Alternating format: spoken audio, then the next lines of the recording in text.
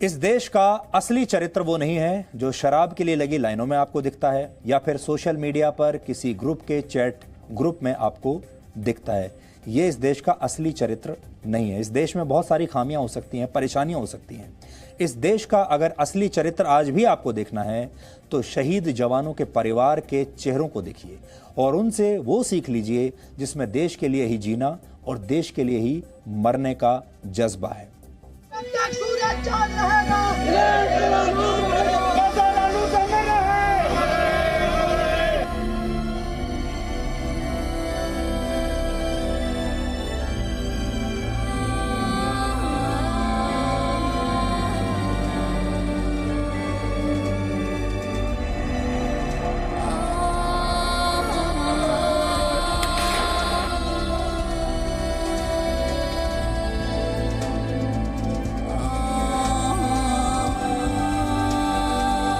वर्दी का जो पैशन था आशु को, वो तो अभी भी कायम रहना चाहिए आशु के जाने के बाद भी।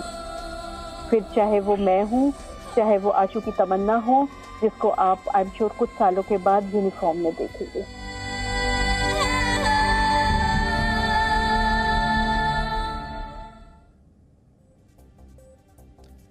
आज हम आपको आज की दो बहुत भावुक करने वाली तस्वीरें दिखाना चाहते हैं। हम आपको आपके शहीद परिवारों से मिलवाना चाहते हैं।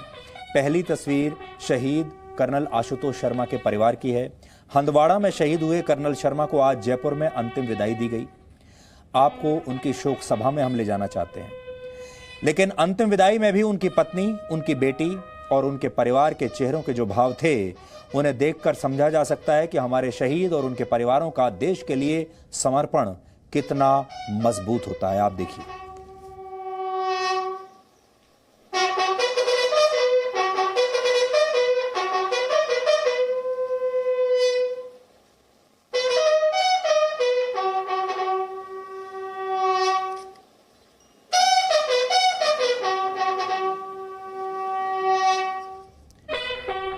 अंतिम विदाई में शहीद कर्नल शर्मा को सैल्यूट करने की तस्वीर हो या फिर उनकी चिता के सामने तिरंगे को सीने से लगाकर रखने की तस्वीर हो, आज कर्नल शर्मा की पत्नी और उनके पूरे परिवार की तस्वीरें पूरे देश को प्रेरणा दे रही हैं कि किस तरह से शहीदों के परिवार अपने जीवन के सबसे बड़े दुख को भी देश के लिए चुपचाप सह जाते हैं, उस दुख को पी जाते हैं और उफ तक नहीं करते, आपसे कुछ नहीं मांगते।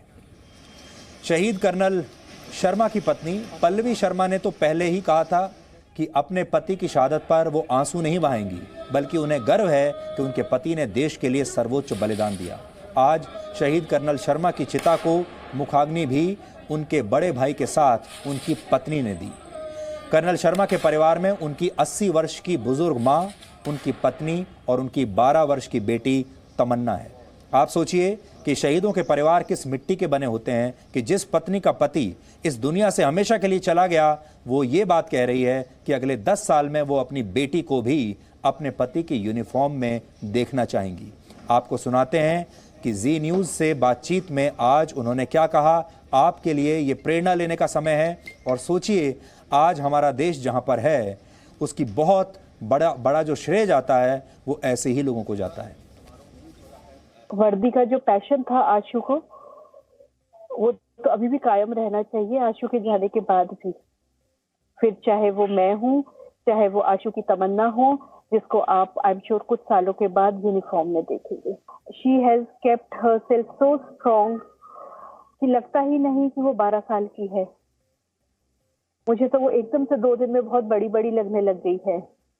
तो आप देखिएगा, matter of another 10 years and she'll be in Ashu's uniform, making him proud, making her mother proud, making everyone proud of Ashu and Tamanna. अब हम आपको दूसरी शोक सभा में लेकर चलते हैं। ये हंदवाड़ा में ही शहीद हुए मेजर अनुज सूद की पत्नी की तस्वीर है।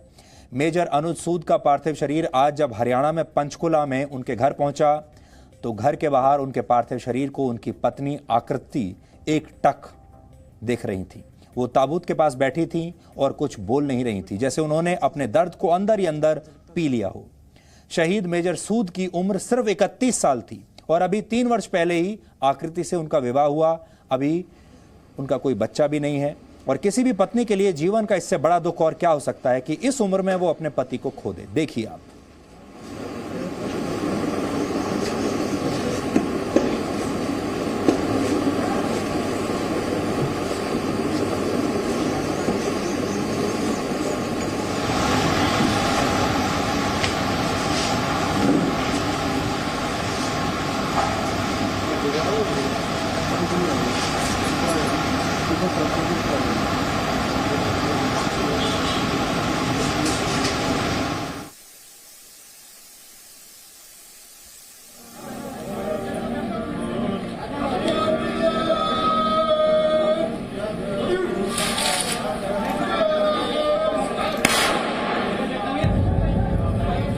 मेरी यूनिट मेरे जवानों की तरफ जो भी आंख उठा के देखेगा, मैं उनको ज़िंदा नहीं छोड़ूंगा।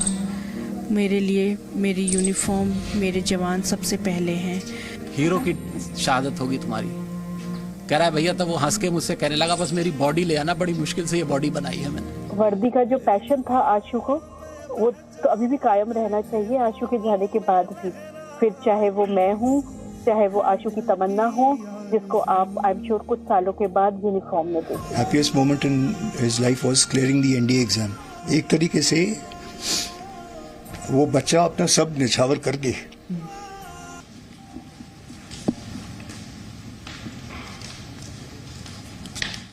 एक बात आप हमेशा याद रखिएगा, कहा जाता है कि किसी शहीद के घर जाना 4 धाम की यात्रा से भी बड़ी बात होती है। आप हो सकता है कि आप सब खुद इन शहीदों के घर ना जा पाएं, लेकिन हमारी ये कोशिश है कि आप जहां भी हैं, अपने घरों में हैं, वहीं से हम आपको कम से कम आपके विचारों को, आपके मन को इन शहीदों की शोक सभा में ज़रूर लेकर जाएं। और आप हमेशा याद रखिएगा, इन शहीदों का और इनके परिवारों का हम सब के ऊपर बहुत बड़ा एहसान है, बहुत बड़ा कर्ज है। पिछले 3 दिनों में हमारे 8 जवान कश्मीर में शहीद हो चुके हैं। इन शहीदों के परिवार वालों का दर्द आप में से कोई नहीं समझ सकता। शहीद जवानों की पत्नी और उनके बच्चों की तस्वीरें देखने के लिए बहुत हिम्मत चाहिए, लेकिन कोई अवार्ड, कोई पुरस्कार इन तस्वीरों पर नहीं मिलता। अवार्ड उन तस्वीरों पर मिलता है जिन तस्वीरों में देश के इन असली नायकों को खलनायक बनाकर पेश किया जाता है और हमारे देश को बदनाम किया जाता है।